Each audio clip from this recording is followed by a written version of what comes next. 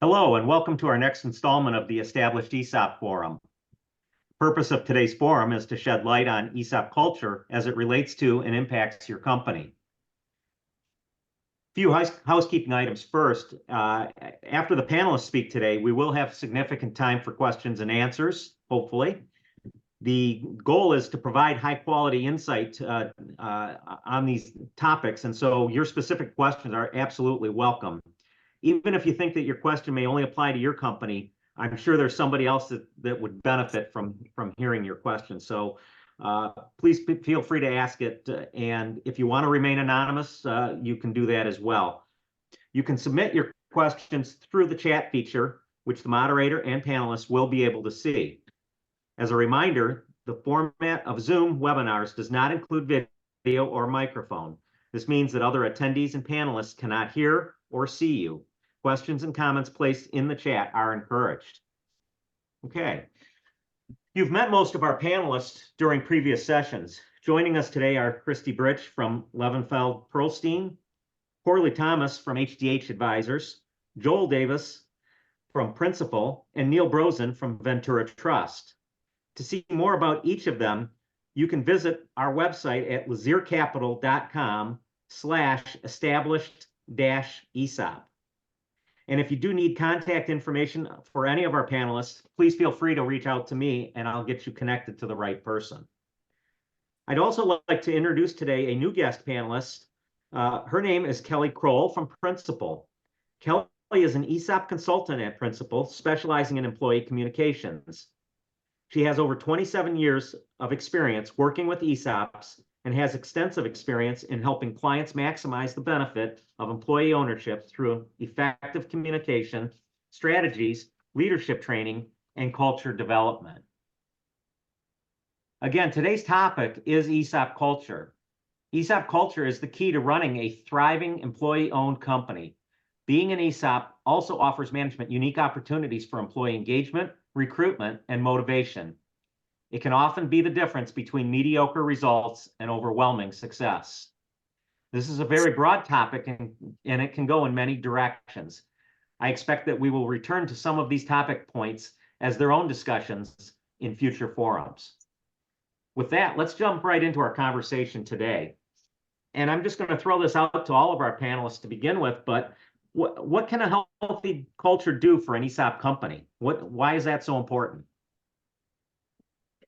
Well, Jeff, if you don't mind, I actually would like to start with kind of the definition of culture, because to me, it's kind of really a starting point. And in fact, there's so many different definitions, but the one that I found that I liked, I think, which is a fact that, it's a set of behavioral and procedural norms that can be observed within a company. It includes the policies, procedures, ethics, values, employee behaviors and attitudes, goals, and code of conduct. And it makes up the personality of the company and defines the work environment, which I think really is important because it's so intangible, it's very difficult to grasp what it is. But I'm sure that everyone in their company knows what the culture is. And it's important because I think to the extent that you have a positive culture, then you're typically going to have more productive employees and a more successful company. That's my short answer. I'm sticking to it. Great, thank you. Kelly, do you have any additional thoughts on the importance of culture to an ESOP company? Yeah, I think a healthy culture is really a group of people working together toward a common goal and having fun doing it. I think sometimes we forget about that. And employee ownership is like the reward for that. So when you have the majority of employees moving in the same direction, there are so many benefits to the company. It's good for business. It can impact customers' experience, which leads to more success. It can really boost morale, which leads to retention and recruitment. And then most importantly, when employees understand that they're influencers in this benefit, well, then they're going to really think about how they can increase value. Okay, great, thank you. So Neil, kind of doubling back a little bit, does culture change when you go from being a non-ESOP to an ESOP, and is that important? How does that impact being employee owned? Yeah, I think the answer to your question, Jeff, is it depends. won't change by itself. And give an example of that, I've had a few owners who sold their companies to the employees through an ESOP, and then sometime later, whether it's 6 months or a year, they're having a conversation with that former owner, and they say, "Well, gee, Neil, I mean, it seems like nothing's changed, and people are still acting the way they did before." And my question back to them is, "Well, what have you done to make sure that you can accomplish the change?" And typically the answer is, "Well, I told them that they're now employee owners, and we've had a rollout meeting. What more do they need to know?" Well, I mean, that really doesn't, it gets to the heart of the matter, which is, again, what was the culture before the company was sold to the employees? And then more importantly, what has the former owner and the leadership team done to educate their new employee owners on what this means to them? And having that done many rollout meetings, I can tell you that most of the employee owners, when they're in that meeting and they're told they're now owners, they look at you like a deer in the headlights. Like, okay, what does this really mean to me? And then we'll lay out all kinds of information about plan provisions and other things, and they leave and guess what? They go back to the same job they've been doing before. They work for the same boss they were working for before, the same leadership team.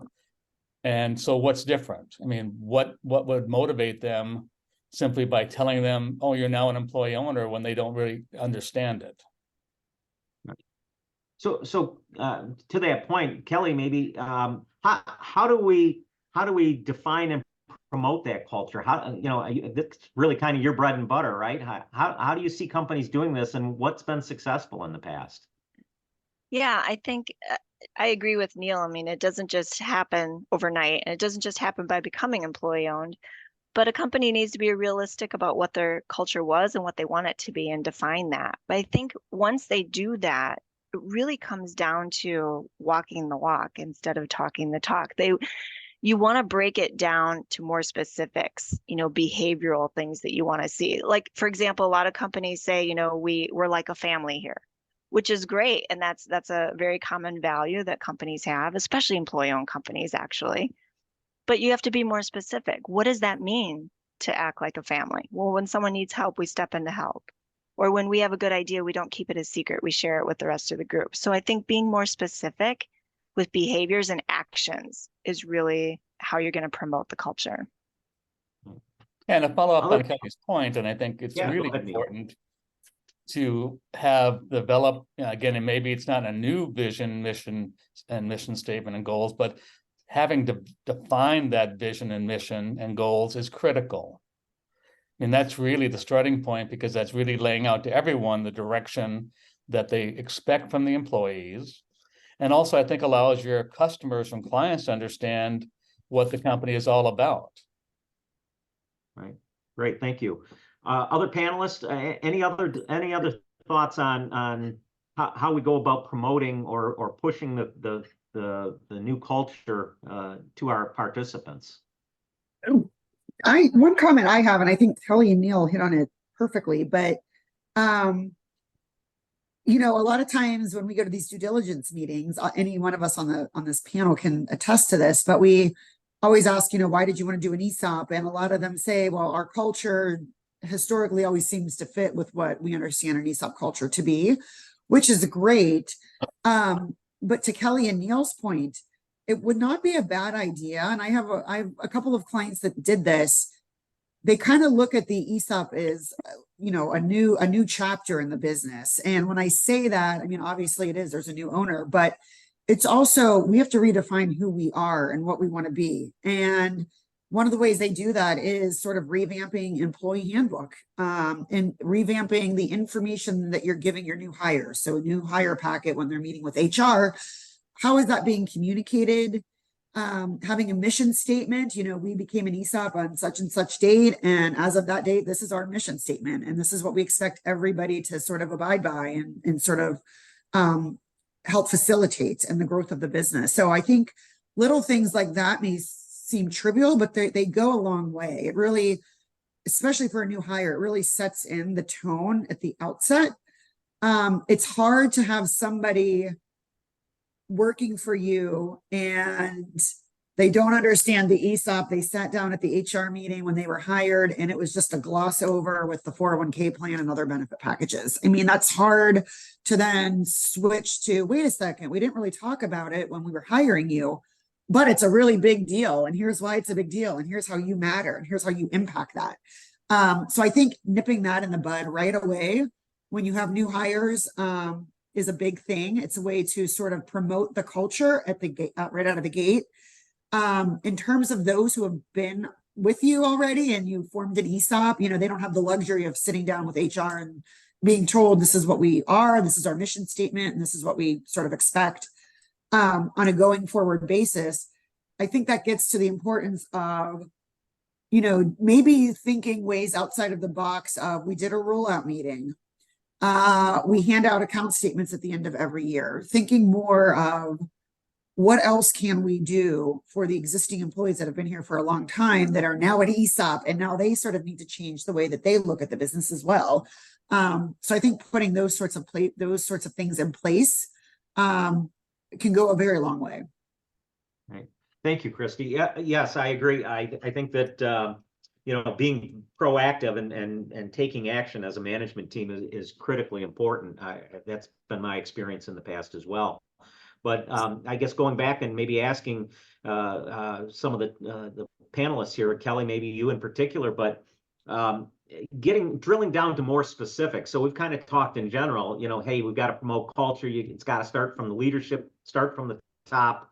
You know, if the leadership team doesn't believe in it, the rest of the team's not going to buy on, right? But what do you see? Kind of what are the phases? How, I mean, I know I've sort of seen a cadence with companies as they venture into this ESOP world, where it seems like the culture starts slow, but it builds. But how do you see that happening? What are some of the specific steps that you sometimes see with management teams as they try to build that culture? Yeah, well, you know, patience is the hardest part of it because it doesn't happen overnight. But the stages that we typically see is first, there's just awareness. So helping the employees understand what it is that you've done and the why. I think the why is really important. And then a basic understanding of the benefit, why it's different and unique, what they're being given because it is a gift, and then how it works. So that's the awareness stage. And then you move into the appreciation stage. And that can take a little bit of time, especially when they start to see maybe year 3 statement and they start to experience, oh, my account is growing. I'm getting more shares every year. We're doing well. So the value is going up each year, and that has a snowball effect. So the appreciation starts to happen. And then you want to eventually get to the connection.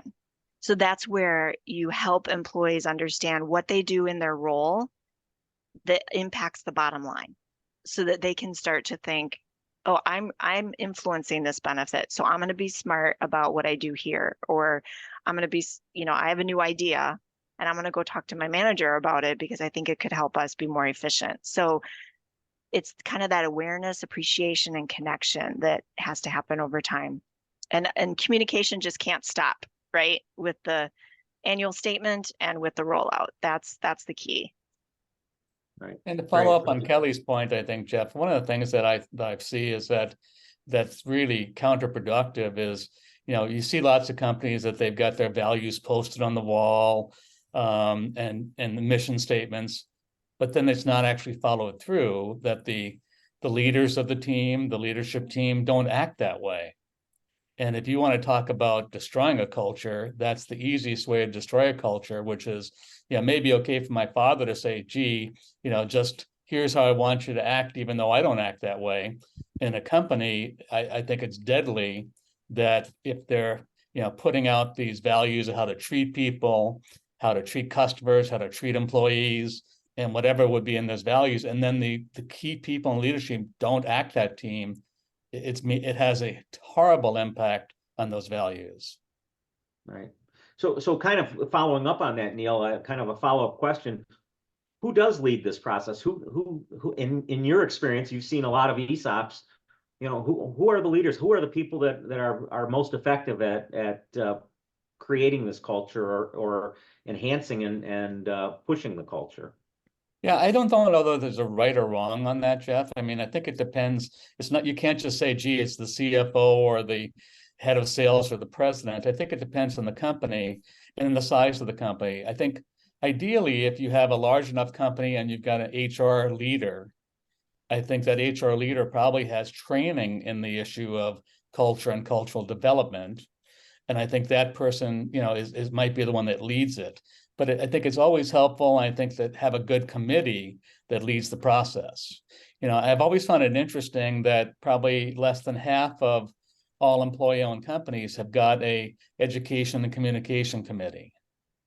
And I think that committee really is the appropriate place to take that, that leadership of that maybe new culture or an extending the culture that existed before. And I think very helpful to have maybe one person from the senior leadership team on that culture committee, but does not have the senior leadership team as a whole be that committee.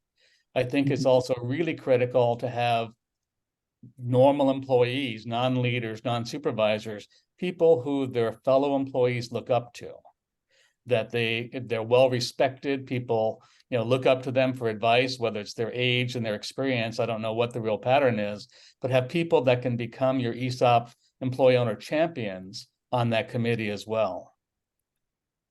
Right. Great point.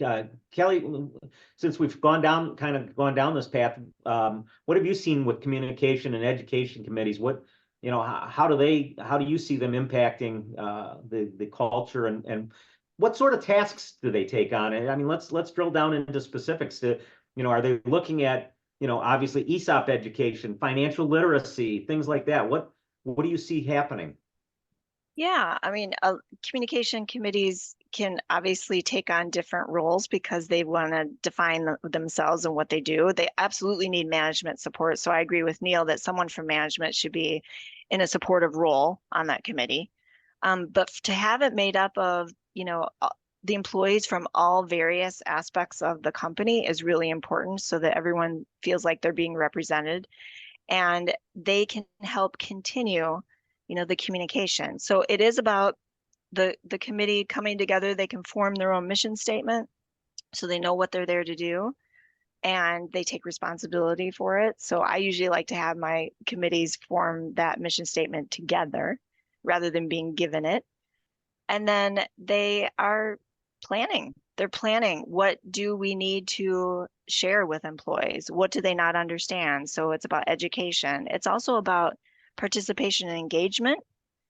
So they may plan fun things for the company. I just always make sure to tell my committees, the biggest thing you need to remember is to connect everything to being employee owned and to the ESOP, because you don't want to just become a social committee. That can make the committee flop. So having that mission statement, knowing what their role is, and then planning things and being the voice of the employees. So hopefully they know what the employees want to know more about. Right. Yeah, and I think an interesting point to follow up on what Kelly said is that, you also have to educate the committee members. So they have to understand what an ESOP's about, whether it's the plan provisions. They may need to understand something about evaluation. And so getting those people educated is critical. And that could be everything from, hiring Kelly to work with them, and help educate them. I know we as a trustee work with our client culture committees and communication committees to help educate them on, evaluation aspects, corporate governance, but they have to be, experts, and I'm using the term expert a little bit lightly, but they need to understand before they can teach others. Yeah, and no, the nice thing about, sorry. Go ahead, the Kelly. nice thing about, continuing to change membership on those committees is that you're constantly deepening the level of knowledge among all of your employees. And just to add on to what you, Kelly and Neil were saying, a lot of our companies that have the communications committees, that committee is not the same for 5 years and a long time period. A lot of companies try to rotate them. So maybe they're staggered terms. I might serve for 1 year, Kelly might serve for 2.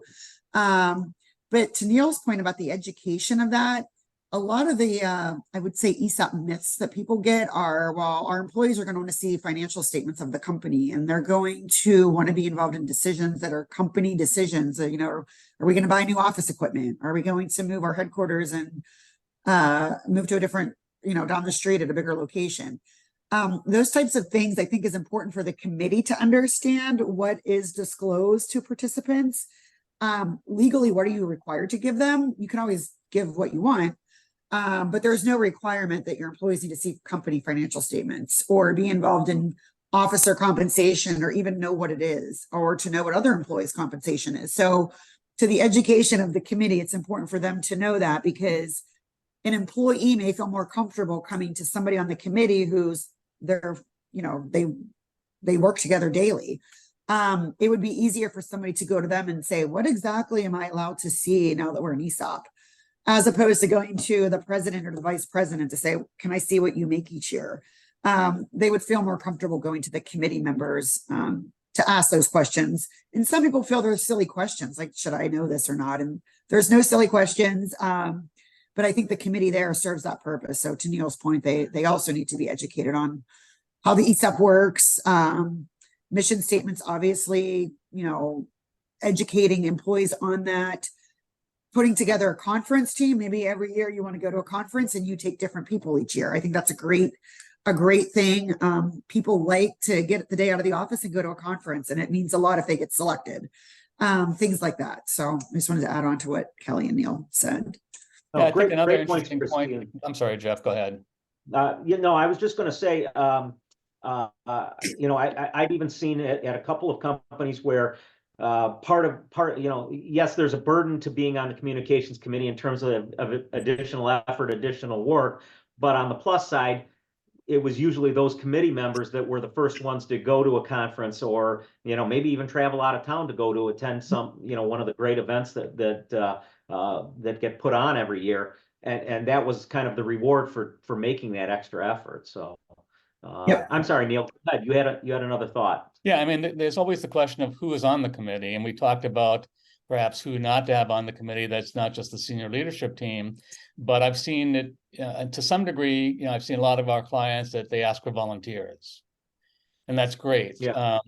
But again, you also want to not just let the people who volunteer, be it you want to identify people that you as the leadership team know would be good on the committee. So it's a combination of people who volunteer as well as selecting people and then convincing them that they should do it. And the most interesting one I've had many years ago was a brewing company that, you know, they had like 50 people that volunteered to be on the communications committee. And then the challenge was, how do you eliminate people, because you're not going to have a committee of 50. But my point was that they already had a culture that was all geared towards teamwork and enthusiasm. And so the outcry from people that, yeah, I want to be on the committee was amazing. It's not usually that overwhelming. And the communications committee, I always think it's valuable, and Kelly, you probably see this maybe more than anybody, but for them to, you know, go to a conference, for example, and see other companies, maybe it's their communications committee that's there as well. But they can sort of, you know, become contacts for each other and what works for you, what doesn't work for you. So I think sort of giving that sort of leadership role to the communications committee, you know, it helps drive value. It helps get to the bottom line. I think that all trickles down to customers at the end of the day as well. So it's all a win-win. But I think at those conferences, I really like seeing our clients, their employees getting together and talking and exchanging emails, or if they're in the same city, grabbing lunch or coffee just to talk about what works, what doesn't. So it's all positive. And for people who have not been to either regional or national conferences, I would say that there are more sessions on culture and communications committees than perhaps any other topic. And I think one of the things that really exists within the employee ownership community is the desire to share. And it's good ideas as well as things that haven't worked. And people don't hesitate to say, yeah, I tried that and it just didn't work, at least not for us. And an additional challenge that I just thought of too is that if you have a company that's got multiple locations, you've got branches, you've got locations in different states, I mean, that just increases the difficulty of creating the culture, as well as the fact of how do you get these you may want committees in these different branches in different locations. It takes a lot more work to make that work well. Yeah.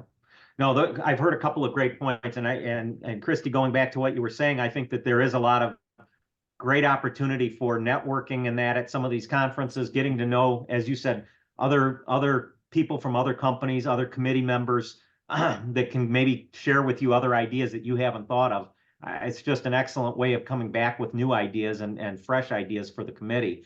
And you know, going back to a point Neil made, he mentioned about you know, finding the right people for the committee. And I think that's not only the right people with the right attitude, but also making sure that because I've seen this happen too, where it ends up being a group of people all from the same department in the company or from a couple of departments in the company, right? You want to get buy-in from everybody in the company. And so, you know, whether it's the guys in the field or you know, folks in the warehouse or, you know, people that maybe you wouldn't naturally think of, but I think that getting somebody that would be enthused about it and willing to put the effort in, having them involved, because they're going to go back and spread that information to the rest of the people that they work with, right? So, Kelly, I don't know, what have you that is seen so on that? true. That is so true. The representation is important. I always recommend companies to select at least the first year members, and because of what Neil was saying as well, you really want to identify the people that are going to take this and run with it and have that can-do attitude, and they're already interested in it. Not even to say that you couldn't put a naysayer on the committee, because their eyes are going to be opened to a lot more that way, digging into things. But identifying the first year's committee members, I think, is key. And then you can always have those staggered terms like Christy mentioned, so you have new, fresh ideas along with the experienced, educated ones that are still there. But it's those informal leaders that you want to look for. The people that employees are already going to and they trust, they're perfect for the communications committee. Yeah, and to Kelly's point, I mean, adding a naysayer to the committee, if you can convince that naysayer of the value of employee ownership, they will be an incredible champion. But it doesn't always work in terms of converting them. No, not always. But Christy, we've sort of danced around the conversation a little bit, but this communications committee, how does it come to be? Is there any from a governance standpoint, you know, what are our obligations? What do we have to worry about? Who forms this committee? Is it directed from the board? Is it directed from the management team? What do we have to be concerned with? So that's a good question. And I guess I'll preface the answer by maybe getting more in the legalese part of this. There are different sorts of committees, and I'm sure everybody on this call that's listening has some committee in some form or another. Some committees are formed to serve as the plan administrator, which is a defined term under ERISA. That puts fiduciary liability on that named person or group of people. Communications committees don't normally take that function. They're not the plan administrator. Somebody on the communications committee, for example, is not signing your annual 5,500. Usually that's getting signed by somebody in management or a board member. But you know, somebody in the field is not signing your 5,500 who may be on your communications committee. So there needs to be, I always like to do it in a board action. You know, the board should be appointing committees, whether it's a compensation committee, a nomination committee, an audit committee, the plan administrator. If the company through the board is not serving as that role and you have somebody else that is, designate them. For the communications committee, I also like that to be documented, because I like the documentation to say that they are not serving in an ERISA fiduciary role.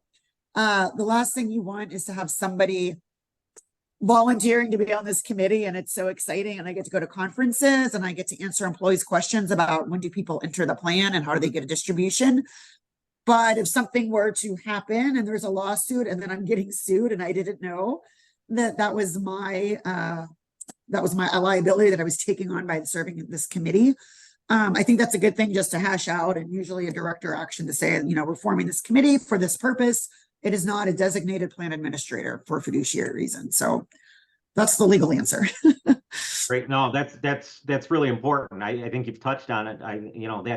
Making sure that we distinguish a communications committee from that plan administrator is very important. And you're right. I think most of the people on a communications committee probably don't understand the potential that they could be taking on if it's not handled the proper way. So. Yep. Jeff, answering your question a little differently, the communications committee is not one of those things when you're negotiating to purchase, as a trustee to negotiate the purchase of the company, that you worry about a communication committee. Let's be honest. Yep. And also for several months after the transaction closes, and the leadership team is still frazzled from what happened.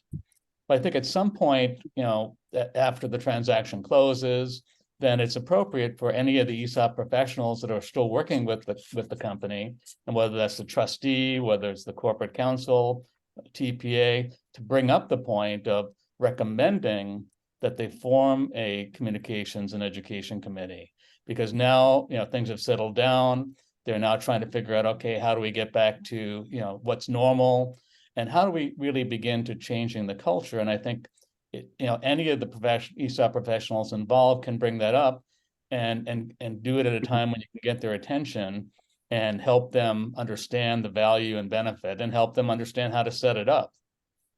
Right. Good point. Christy actually touched on it briefly.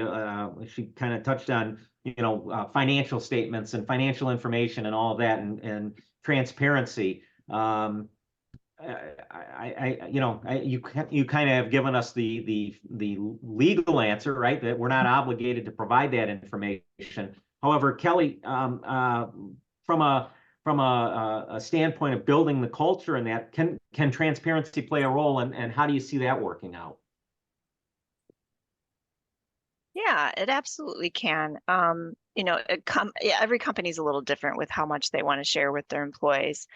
And I don't know that just opening the books is necessarily the answer, because you have to remember employees might not understand what they're seeing. So I think it's better to really break it down into things that they can impact in their role.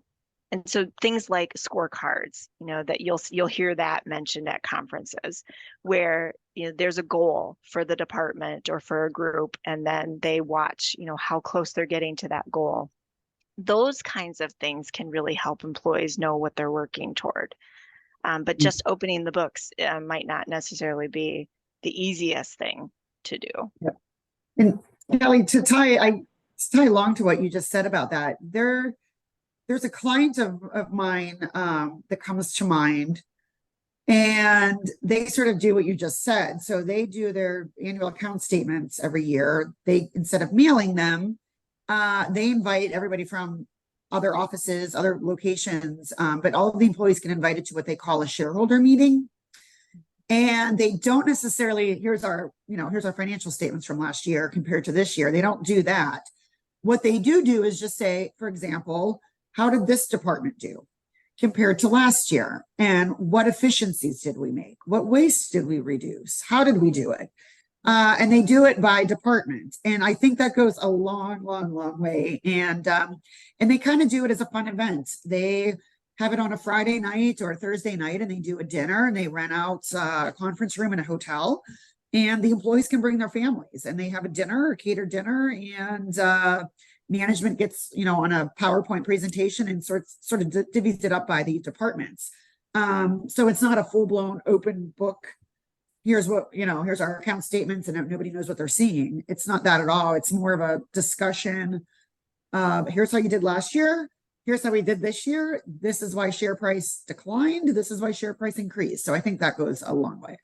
Yeah. And again, I'm not into open book either, but leaning more in a little bit more in that direction. What I have seen effective in some companies is that sometimes sharing parts of the income statement can be meaningful to participants, because if you share with them what's our gross, something like our gross margin. Okay, we did all the sales, but we only made X number of X% of dollars off of those sales. Understanding that there's only a fraction of what we sell is actually available to pay our salaries and to pay, all of our overhead costs, and understanding, some of the financial basics, I think, can help people, better understand how their behaviors can impact the overall results of the company.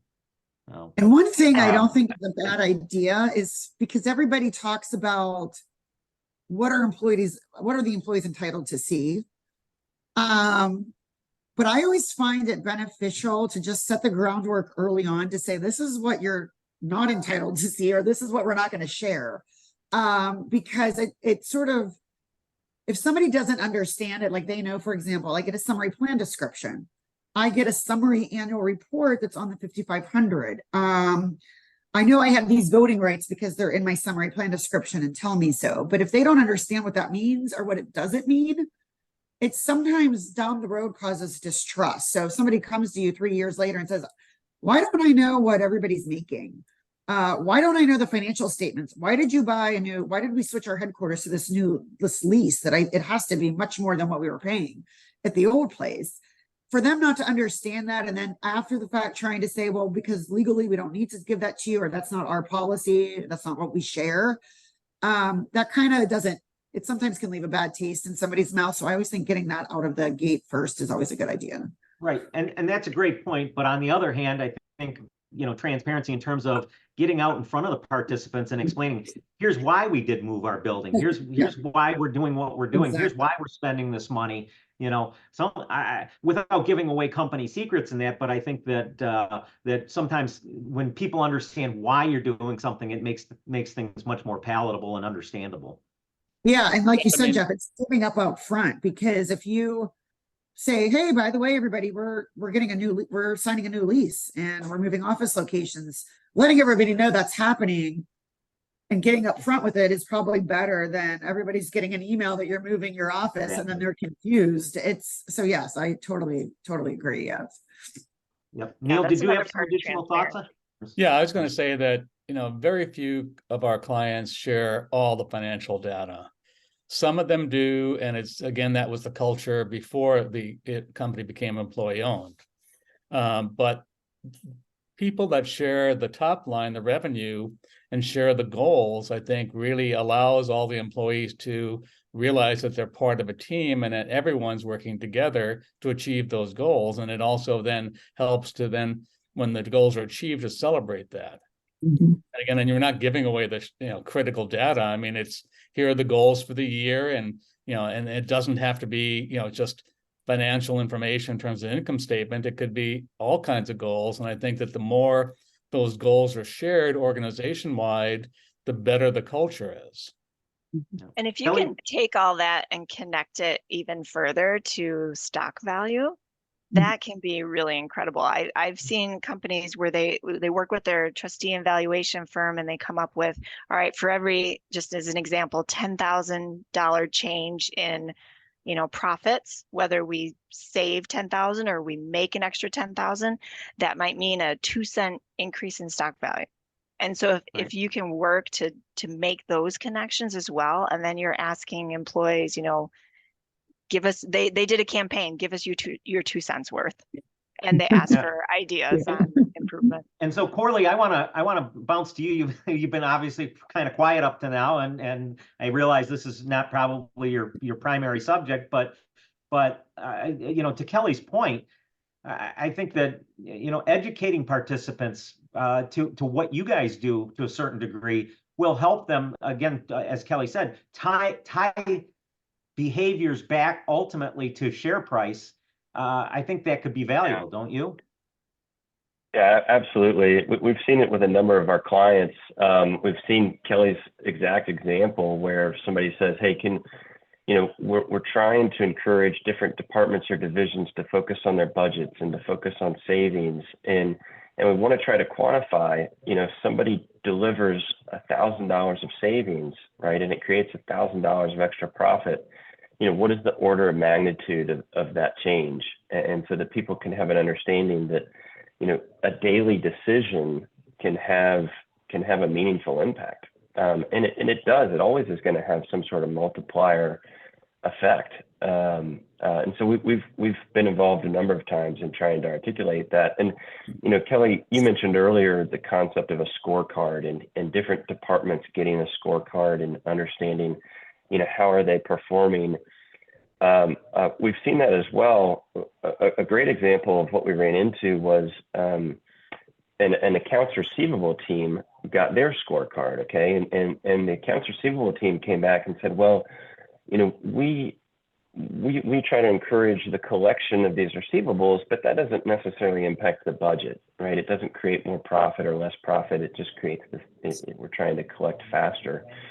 And so the question came to us, hey, how does that impact value, right? If our group that is responsible for collections collects faster, how does that impact the value?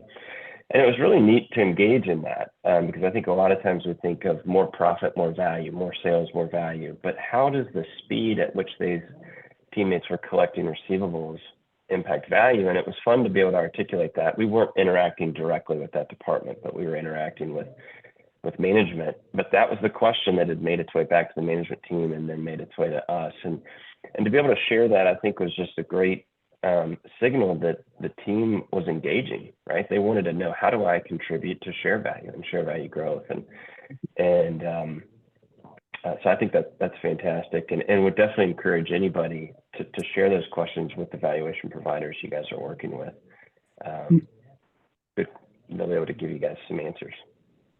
Yeah, and to your example that you just gave, I mean, I think ultimately you could stretch that out, right, and talk about improved cash flow and how that makes the company healthier and stronger to compete in the future, better able to compete with the other companies that are out there, and of course then either potentially reducing interest expense or improving investment returns by having additional cash available. Oh, absolutely. I mean, it was, you know, everything you just mentioned is you know, these qualitative attributes of staying on top of collections. We were able to even quantify it. Hey, if you guys can reduce your collections from 45 days to 30 days, you know, here's what you're talking about in terms of magnitude on value change. And it was a unique challenge. It's very easy to get a question of, hey, if we save 1,000, how does that impact things? But to get a question on, hey, if we really try to improve our collection on receivables, what impact does that have? But I think, you know, any number, as you get these committees formed and these scorecards that Kelly was talking about, I think you're going to get engagement to say, how does this impact everything? And you know, if you don't know the answer offhand, reach out to your evaluation team. They'll be able to articulate something to you.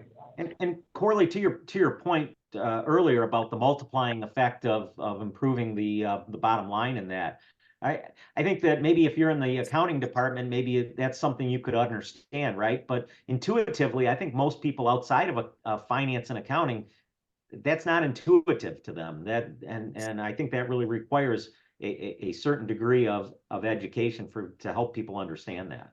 So. Yeah, no, absolutely. And I think it, you know, when we've seen it messaged, it doesn't even have to be at a you know, 2 cents. Kelly mentioned 2 cents as the example.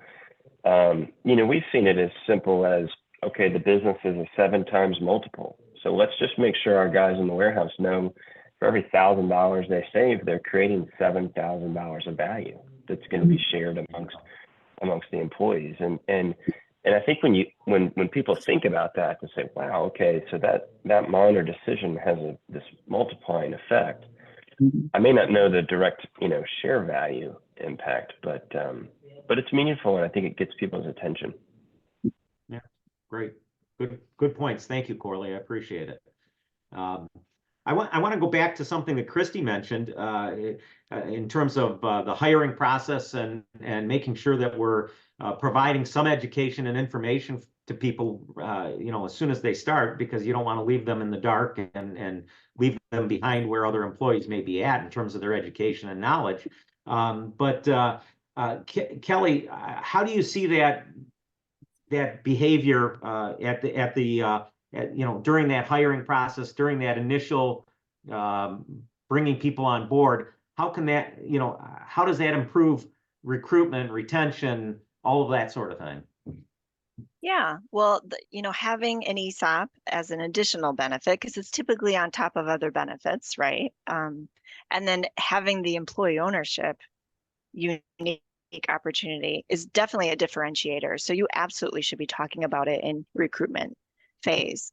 You want that employee is making a decision mostly on salary, right? They want to know what they're being paid. They want to know what their benefits are. But you have to really try to communicate there's more here.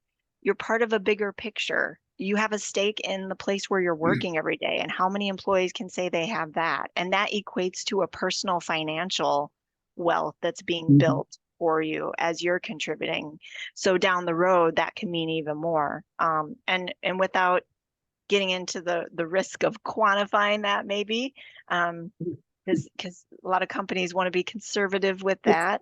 Just even the idea of being part of that bigger picture and being given something more than you get at a competitor definitely should be part of the message. And what Kelly said, Good point, Christy. Maybe you could address, being, as she said, being careful about, making projections or future guesstimates of what we think the value is going to be. yes, I would say, and I had a company do this. They wanted to promote the ESOP at the new hire phase and the recruitment phase.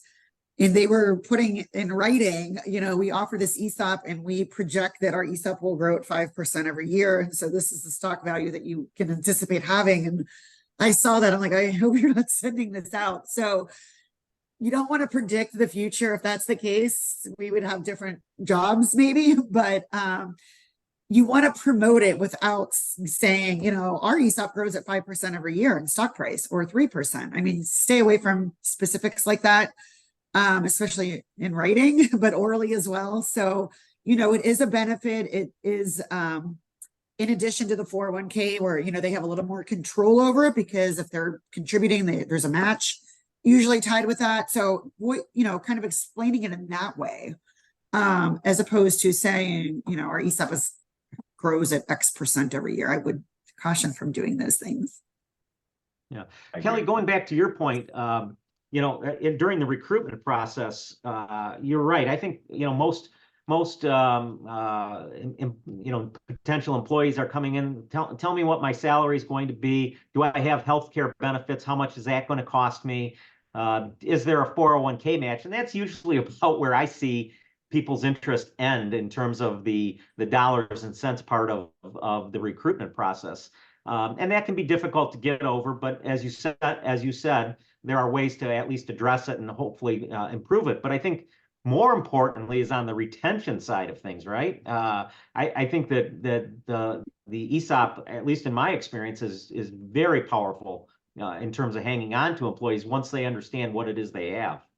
Absolutely. Yeah. And there are other ways to share, the context of what this benefit could be worth to someone. If you have a newer person in the ESOP without projecting, as we talked about, but it can be things like, our average balance is this, or the average balance of someone who's been in the ESOP for 5 years is this. Now, no promise, that that's going to continue, but just to give people some context.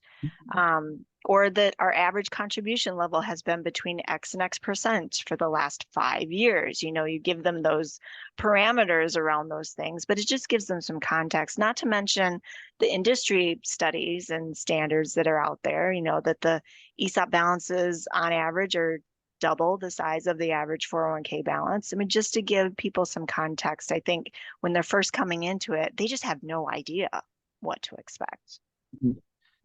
Neil, do you have any additional thoughts on this, or? I do, and it really comes down to the issue you're talking about with regard to employee retention, and it also has to do with attracting employees. And again, in this article that I was reading, they had a really nice description of, what are the signs of a negative workplace culture, and I think they may all be able to relate to these: frequent gossiping, high absentee rates, high employee turnover, low productivity, cliques, unfriendly competition between employees, lack of flexibility and autonomy, low employee satisfaction, managers not following your core values, and more. And sadly, I have to admit that I've worked in a place or two like that. and it's really obvious, and people don't like being there, and they're more likely to say, I want out of here, and the first chance they find a good opportunity to leave, or even not a good opportunity, but just to get away, they do. And the benefit that we all know that can be there and will be there from the ESOP itself is irrelevant to people that are that unhappy. Good point. We're about 10 minutes before the hour here, and I want to just take a couple minutes for I mean, we could go on, I think, probably for hours about this topic, right? But I want to make sure we address any questions that may have popped up and address those for our participants today. The first one I see is, why aren't ESOPs required to share financials like public companies? What are the downfalls to opening up the financials? So, Christy, I'll start with you. Why aren't ESOPs required to share that information like a public company? Well, most ESOPs are privately held companies, so that privately held security. So that's one. Privately held companies don't need to disclose what a publicly traded company does. I can go invest in Apple, but I can't invest in Lazier Capital. So there's that reason. Right. Without getting into too much time on public versus private, but public companies have certain requirements they need to do to be publicly traded companies. So that's the short answer for that, Right. unlike privately held. The other thing is, what's the downside? Again, this is, and I think Kelly and Neil, and we've sort of hit on this, but you can disclose as much as you want. Legally, there are certain things you don't need to do, but you can certainly do that. So, sending account statements, financial account statements, and just posting them somewhere for somebody to go look. I mean, do you want somebody to be able to have that information and share it outside of your organization? Do they understand it? Is it going to cause more confusion? So I think the things that Kelly and Neil and I had mentioned, and Corley, in terms of the stock price, I think doing it in this sort of refined way, instead of just opening up the books for a free-for-all, explaining it, the scorecard, tying it, having somebody like Corley tie this to, what does this mean for stock price? Having your trustee, Neil and his team talk to people all the time about sort of the disclosures, if you will. So I think doing it in some sort of parameter and some sort of boundaries is probably goes a longer way, I think, than just opening up the books. Yeah.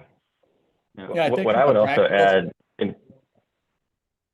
Corley, go ahead. One thing I would add, Christy, you mentioned, if you did provide the financials, you don't have control of where those go at that point, right? Yeah. So if somebody leaves the organization and were to go work with a competitor, they have access to the financial statements, and you can't really police whether those are being shared or circulated in an unauthorized way. And so I think that's something you touched on, Christy, that I think is important. But I think the other thing is,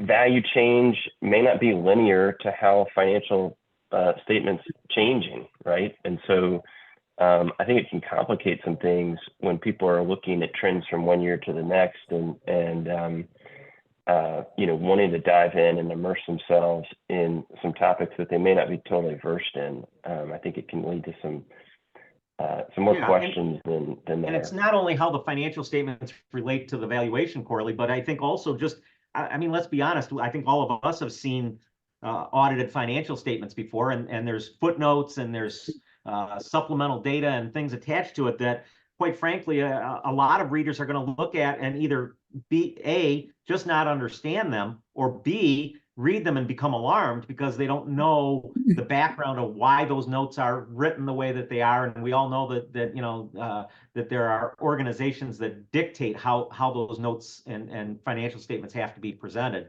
And if you don't have that financial background, that can create a lot of confusion. So, Neil, did you have any other thoughts on that? No, I was going to head in the same direction Corley did about the danger of sharing private company data. Yeah. Good. No, thank you. So Neil, while I've got you here teed up here, the next question is, can you please share the article you mentioned of all the things on the employee retention which are negative factors for employees? You shared this near the end of the webinar.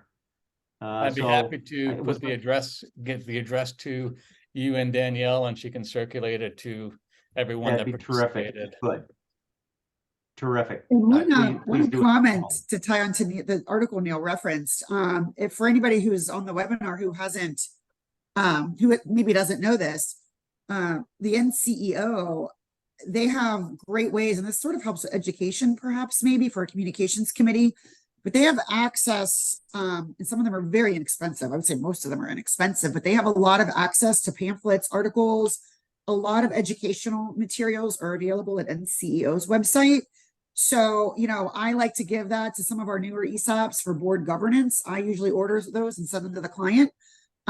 There's communications committees, there's culture information there. So if anybody outside of, you know, going to your professionals or anything that we're saying today, I think NCEO is a great resource for anybody internally to read. It's written in a way that's very easy to understand. Yeah. I just want to ask one final question to the panel here. And I guess, how do you know when you have created a successful culture? Is there a way to measure that? You know, what are your thoughts? Well, first of all, I think you can look at statistics and the fact that you're retaining your employees longer. I think that's one way to look at it. And then you look at how many applicants you've got for different postings, because clearly if you've got a good culture and people understand it, other people want to join your company. And I think another way is to do an annual survey of employee satisfaction, and then compare that survey results year after year and see what kind of changes there are, if any.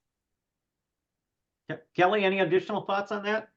Yeah, I mean, obviously it's going to be success of the company, profitability, stock value, right? Very objective things, but I think there are subjective things too. And when I work with committees, when we do the planning, we also talk about measurements.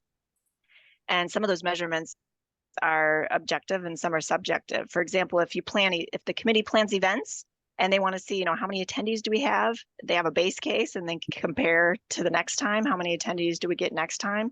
That can be a good indicator of engagement, as well as the quality of the engagement, like the quality of questions that are coming from the employees. Now that's a little more subjective, but if they're asking more complicated, smart questions, they are paying attention. I think that can really tell a company a lot too.